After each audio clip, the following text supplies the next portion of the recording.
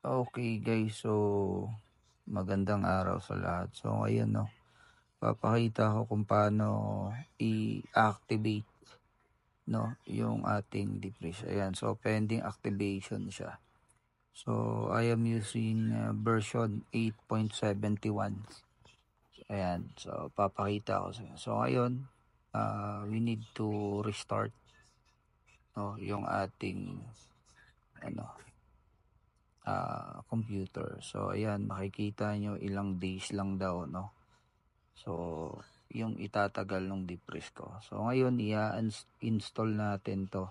Papalitan natin ng 8.71 version. So ilalagay ko yung link diyan sa baba. Pero before natin i-install yan, so make sure yung ating Windows security is naka-disable. And before ko naman i-disable yan, i-add ko yung mga folder or yung mga files, ayan, na hindi kakainin ng Windows security if ever nag-turn on na naman siya. Ayan.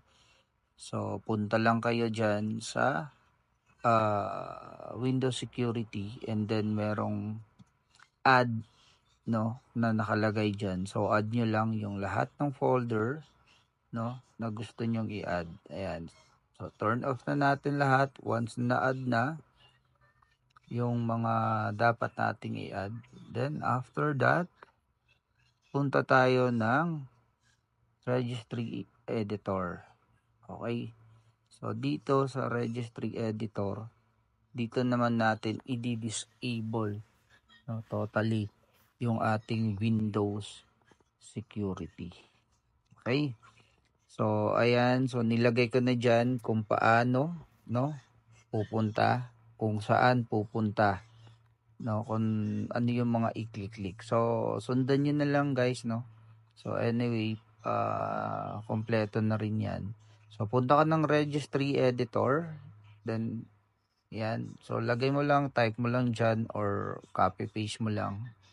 Dito sa akin, kinopy-paste ko lang yan. Ayan, kasi naka-set up na yan dun sa ko. Then, makikita nyo, Windows, Ayan, Windows Defender. Ayan, so punta ka ng new, punta ka ng, ayan, DWORD 32. Ayan, then, double click lang natin yan, guys. Then, rename lang natin ng disable anti-spyware. Ayan. Then, after that, double click. Then, yung value niya, gawin mong 1. Then, okay na. Then, once na okay yan, ayan na, nandiyan na yan. So, makikita natin, yung ating defreeze, yung ating Windows antivirus Defender, ayan, disable na siya. Ayan. So, hindi na siya gumagana. Totally disable na. Alright?